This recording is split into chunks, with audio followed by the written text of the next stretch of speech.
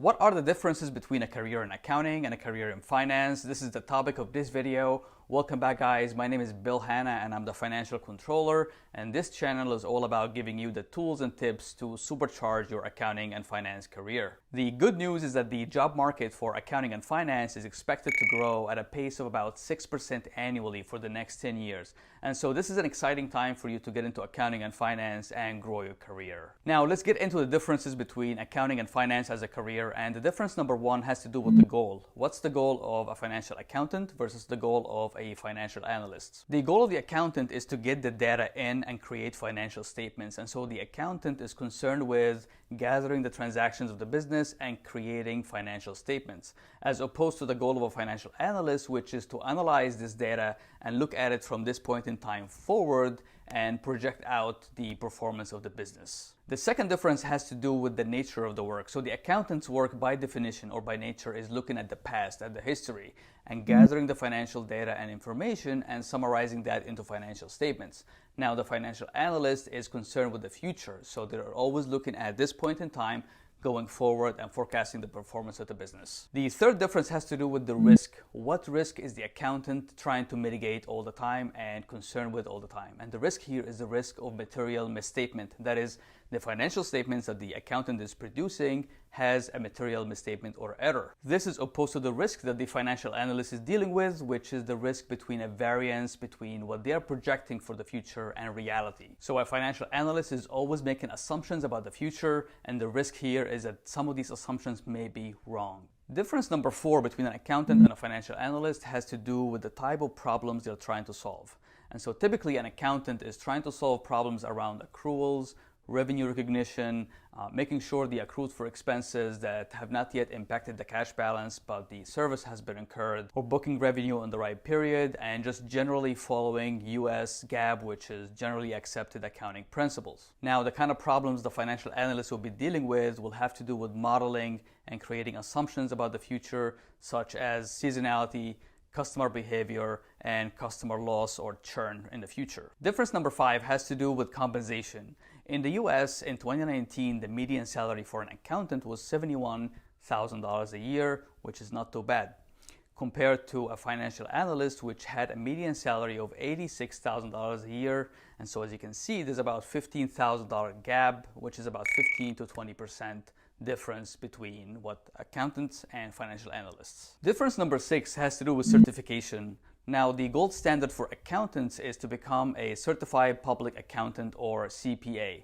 Now, I'm a CPA myself, and for sure it had a huge impact on my career, increased my salary, increased my credibility, and just had been a huge impact in my life. Studying for and passing the CPA exam has been one of the most difficult tasks that I had to endure in my professional life. But lucky for me, I found out about Rogers CPA Review, which is, in my opinion, the best review course out there for CPA exam. So if you're preparing for the CPA, or if you're taking a different course right now and looking for an alternative, I highly recommend Roger. His style of teaching is highly energetic. My biggest problem with studying for the CPA is the material is extremely boring, and Roger has a way of making it very exciting and very interesting. So I'm going to leave a link down below in the description for a promotion that Roger is running right now for his CPA review class. Make sure if you sign up for the course, sign up using this link so I can get the referral credit. Now let's look at the day in the life of an accountant versus the day in the life of a financial analyst. And I think the best way is to look at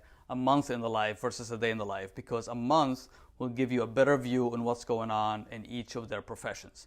For the accountant, their month usually begins with the first 7 days of trying to close the period. And so that will entail billing, going over invoices from vendors, making sure we're booking all of the expenses, even though we have not received the vendor invoice yet, accruing for these expenses and things like that. And that will entail having meetings within the accounting team, and the meetings, probably you spend like 25% of your time in meetings, trying to close the books and trying to make sure you're following all the rules, comparing period over period in terms of expenses and revenue to make sure you're catching any anomalies.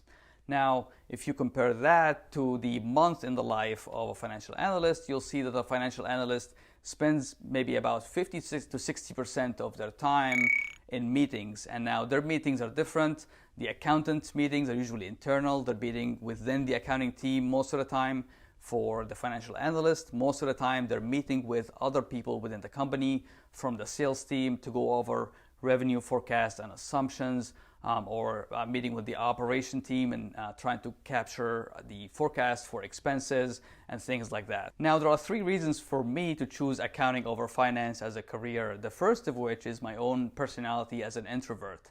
And so I interact with my smaller accounting team most of the time, and I interact with the larger group in the company from revenue and operations on a smaller scale. So most of the time I'm just interacting with 5 or 6 people within my own team, and I spend a small amount of time interacting with the rest of the company, and that suits my personality more as an introvert. I think that finance suits more a extrovert type personality, where you'll be spending most of your time interacting with people from all around the company. Now, the second reason for me to choose accounting was that it's rule-based. And so when it's rule-based, I have a set of rules to follow and I know what I'm doing exactly. So I have rules, which is for accounting, it's US GAAP, which is the US generally accepted accounting principles. And as long as I'm operating within these rules, I know that I'm doing the right thing and there's no ambiguity.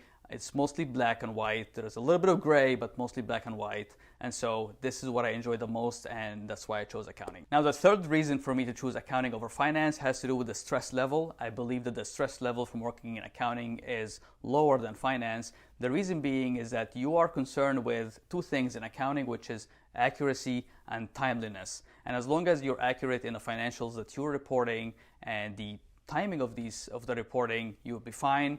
Whereas in finance, there are other factors from outside that can impact your work because you're always making assumptions about the future, and these assumptions may change, and so there will be a variance between your projection and reality. So I hope this video gave you a good overview on the differences between a career in accounting and a career in finance.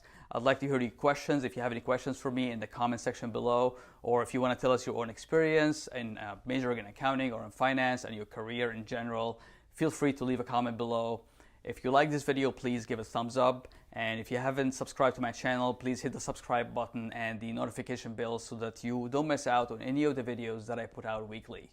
As always, stay well, and I'll see you in the next video.